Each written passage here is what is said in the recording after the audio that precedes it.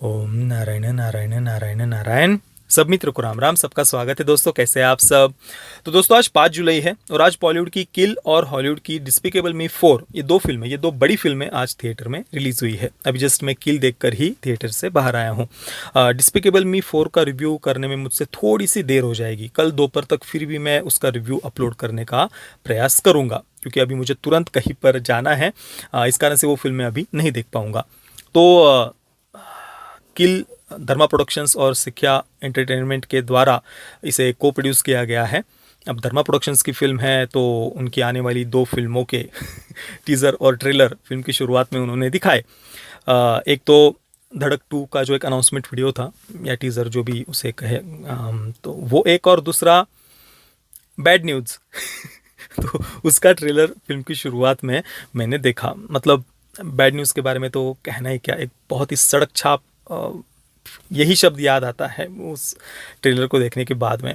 और उसके अलावा धड़क 2 की बात करें तो आपको याद होगा आज से कुछ महीने पहले उदयनिधि स्टैलिन ने सनातन संस्कृति के समूल नाश की बात की थी, जिसके बाद में तमिल फिल्म इंडस्ट्री के कई सारे फिल्म मेकर्स उदयनिधि स्टैलिन के उस वक्तव्य के समर्थन में सामने आकर के खड़े हो गए थे और कहा कि भाई बिल्कुल सही बात कही है उदयनिधि स्टैलिन ने, और हम भी उसी उद्देश्य से फिल्में बनाते हैं।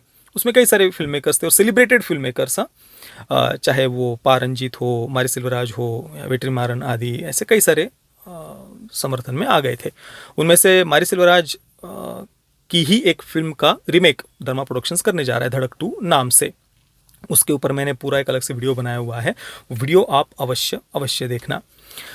तो ऐसे 2 क्रिंज टीज़र और ट्रेलर के साथ में किल देखने की मैंने शुरुआत की। अच्छा होता अगर वो 2 बातें फिल्म की शुरुआत में नहीं दिखाई जाती, तो ओवरऑल किल देखने का जो एक्सपीरियंस है वो और भी ज़्यादा बढ़िया हो जाता। पर चलिए ठीक है। किल के राइटर और डायरेक्टर हैं निखिल नागेश भट्ट, जो इससे पहले अभी पिछले वर्ष देखिए ZEE5 पर अपूर्वा नाम की एक फिल्म आई थी। मैंने उसे देखा था पिछले वर्ष, पर पता नहीं मुझसे वो रिव्यू करना रह गया, छूट गया तो छूट ही गया।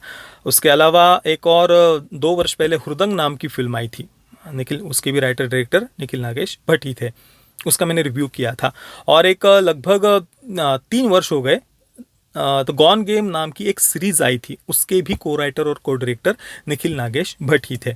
तो किल उनकी अपूर्वा और हुरदंग के बाद में एक तीसरी बड़ी मेन स्ट्रीम फिल्म हम कह सकते हैं निखिल नागेश भट्ट की। इसके भी राइटर और डायरेक्टर वही है। आज सुबह जब मैं फिल्म देखने के लिए थिएटर में जा रहा था तो मन में एक ही बात बार बार घूम रही थी, जो इस फिल्म के बारे में लगातार पिछले कुछ दिनों से कही जा रही थी इसे प्रमोट करने के लिए। आपने भी सोशल मीडिया पर पिछले कुछ दिनों में कहीं ना कहीं पर ये बात अवश्य सुनी होगी कि भाई किल ये the most violent Indian film ever made है सबसे हिंसक भारतीय फिल्म, ये कहकर इसे प्रमोट किया जा रहा था पिछले कुछ दिनों से। ऊपर से 3-4 दिन पहले एक न्यूज़ भी निकल कर सामने आई कि भाई जॉन विक के जो प्रोडक्शन हाउस है लायंस गेट, और उनके साथ में एक और कोई प्रोडक्शन हाउस है, वो मिलकर के किल का हॉलीवुड में रीमेक बनाने वाले हैं।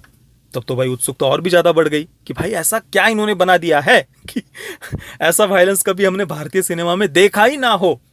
तो वो उत्सुकता थी मन में। उसी के साथ में मैं फिल्म देखने के लिए आज सुबह थिएटर में गया। हालांकि फिल्म जब शुरू हुई तो शुरुआत में वही इनका बॉलीवुड वालों का जो कुछ भी प्यार का झुंझुना होता है। एक तरफ है एक एनर्जी कमांडो अमृत राठौर, उनका नाम दिखाया है, वो एक लड़की से प्रेम करते हैं पर उस लड़की के पिता उसका कहीं और विवाह करवा रहे हैं, और फिर सगाई हो चुकी होती है। उस लड़की की सगाई से ही शुरुआत होती है और सगाई के बाद में लड़की और उनका पूरा परिवार ट्रेन से एक जगह पर दूसरी जगह जाने के लिए ट्रेन में बैठते हैं। और फिर ये जो एनर्जी कमांडो है वो भी उस ट्रेन में उसी बोगी में आकर के ट्रैवल कर रहे होते हैं। जो भी उनका उद्देश्य होगा कि भाई लड़की के परिवार वालों को समझाया जा सके कि मैं इससे प्रेम करता हूँ वगैरह वगैरह, जो भी उद्देश्य होगा। तो ये जर्नी शुरू हो जाती है। तभी डकैतों की एक टोली इस ट्रेन पर अटैक कर देती है उसे लूटने के उद्देश्य से। 2-3 कुछ बोगी वो लूटने वाले होते हैं।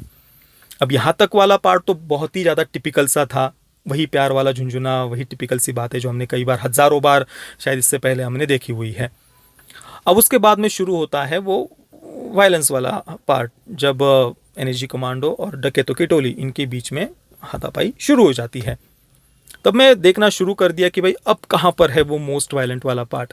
इंटरवल तक भी वैसा कुछ मुझे दिखाई नहीं दिया कि भाई जिसे मोस्ट वायलेंट कहा जा सके।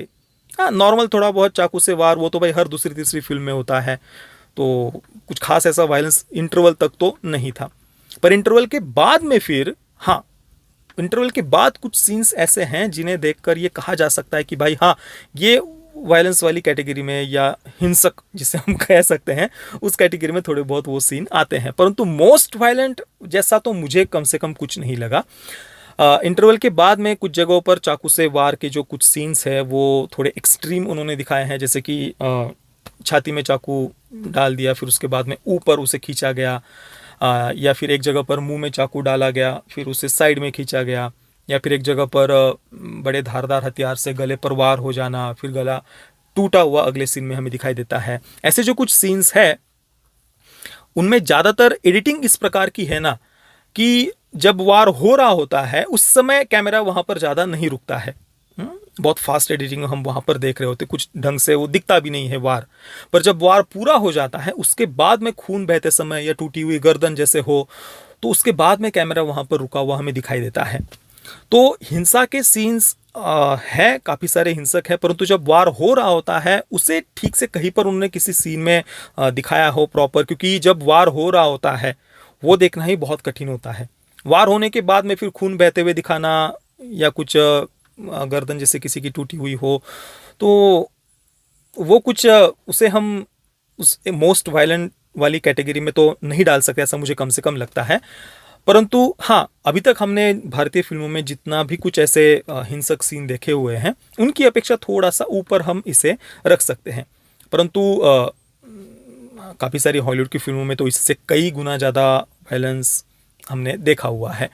तो ठीक है, बाकी सारी भारतीय फिल्मों की अपेक्षा थोड़ा सा वायलेंस ज़्यादा हम यहाँ पर कह सकते हैं। और यहाँ पर सबसे मुख्य बात यह है कि पूरा का पूरा जो फोकस था वो इसी बात पर था, वायलेंस पर। ये जो कुछ भी एक्शन सीक्वेंसेस है उन पर ही ज़्यादातर फोकस था, बाकी कोई ज़्यादा ऐसे सब प्लॉट वगैरह उन्होंने ऐड नहीं किए हैं। ये जो प्यार वाला झुंझुना है वो भी शुरुआत के 10 मिनट में ही पूरा हो जाता है। हालांकि मेन कारण वही है रिवेंज का, एनएजी कमांडो जो रिवेंज ले रहे हैं उसके पीछे का मेन रीज़न वही दिखाया है, परंतु वो बस शुरुआत के 10 मिनट में ही वो प्यार वाला जो कुछ भी उनको दिखाना था वो दिखा दिया है। उसके बाद में पूरा का पूरा फोकस एक्शन सीक्वेंसेस पर ही था, जिनमें थोड़ा बहुत वायलेंस इंटरवल के बाद हमें ज़्यादातर देखने को मिलता है। इंटरवल तक कुछ खास आपको सरप्राइज फिल्म नहीं करेगी। इसके बाद में जो एक्शन कोरियोग्राफी है वहाँ पर फिल्म थोड़ा सा हमें डिसअपॉइंट करती है, क्योंकि उसमें कुछ भी अलग हमें देखने को नहीं मिलता, क्रिएटिव नहीं देखने को मिलता। मैं एक्शन कोरियोग्राफी की बात कर रहा हूँ, जैसे कि जॉन विक को आप देख लीजिए। गनशॉट सीक्वेंसेस तो आपने इससे पहले भी कई सारी फिल्मों में देखे हुए होंगे, परंतु जॉन विक हमें अलग से याद रह जाती है, क्योंकि वहाँ पर गनशॉट सीक्वेंसेस को जिस प्रकार से कोरियोग्राफ किया है उन्होंने, वो बिल्कुल ही क्रिएटिव था, अलग था, कुछ नयापन हमें वहाँ पर दिखाई देता है। तो उस प्रकार से यहाँ पर जो एक्शन कोरियोग्राफी थी उसमें कुछ बहुत ऐसा अलग या नयापन देखने को नहीं मिलेगा। तो उसमें कुछ क्रिएटिव वो कर सकते थे, पर ठीक है, फिल्म हमें शुरुआत से अंत तक बांध करके रखती है, कहीं पर भी डिसअपॉइंट नहीं करती, कोई ज़बरदस्ती का प्रोपेगेंडा नहीं है। जस्ट एक एक्शन फिल्म, अगर आपको एक्शन फिल्म्स देखना पसंद है तो ये फिल्म आपको डिसअपॉइंट नहीं करेगी, शुरुआत से अंत तक आप फिल्म के साथ में बने रहेंगे। बस वो प्यार वाला जो पार्ट था ना वो क्रिंज था सीरियसली, जो शुरुआत में उन्होंने दिखाया है। उसके बाद में रिवेंज वाला पार्ट वो अच्छा था, विशेषतः सेकंड हाफ के बाद में, इंटरवल के बाद में फिल्म और ज़्यादा इंटरेस्टिंग हमें लगती है। हालांकि इसे और इंटरेस्टिंग बनाया जा सकता था, एक्शन कोरियोग्राफी और ज़्यादा बेटर हो सकती थी। जो मोस्ट वायलेंट वाला जो टैग या टाइटल इस फिल्म के मेकर्स चाहते हैं इस फिल्म के लिए, तो उसके लिए थोड़ा सा और एक्शन कहे या फिर जो चाकू से वार के सीन हैं उसमें कुछ ना कुछ क्रिएटिव उन्हें करना चाहिए था। अभी मैं बस इतना ही कहूँगा कि फिल्म आपको डिसअपॉइंट नहीं करेगी, निराश नहीं करेगी, अगर आपको एक्शन फिल्म्स देखना पसंद है तो। और बाकी जैसे कि मैंने कहा, कोई ज़बरदस्ती का प्रोपेगेंडा नहीं है। एक एनएसजी कमांडो है, वो बदला ले रहे हैं डकैतों से, कहीं पर भी डकैतों के प्रति कोई सिंपैथी पैदा करने का प्रयास नहीं किया कि भाई ये तो सिस्टम के विक्टिम हैं, बेचारे सताए हुए हैं, और वो तो बस एक समानता लाने के लिए लूट रहे हैं। कुछ ये कुछ फालतू का वो कोई सोशलिस्ट कम्युनिस्ट माइंडसेट वगैरह नहीं है। बस एक सिंपल सी रिवेंज ड्रामा फिल्म है जिसमें थोड़ा सा वायलेंस उन्होंने ज़्यादा दिखाया है भारतीय फिल्मों की दृष्टि से। मैं किल को दूंगा 7.5 out of 10 stars. Parental guidance की बात करें तो ए सर्टिफिकेट के साथ ही इसे थिएटर में रिलीज़ किया गया है, तो वहाँ पर तो आप परिवार के साथ में, बच्चों के साथ में विशेषता देख ही नहीं सकते। बाकी जिस प्रकार का वायलेंस फिल्म में है तो वो बच्चों के दृष्टि से तो सही नहीं है।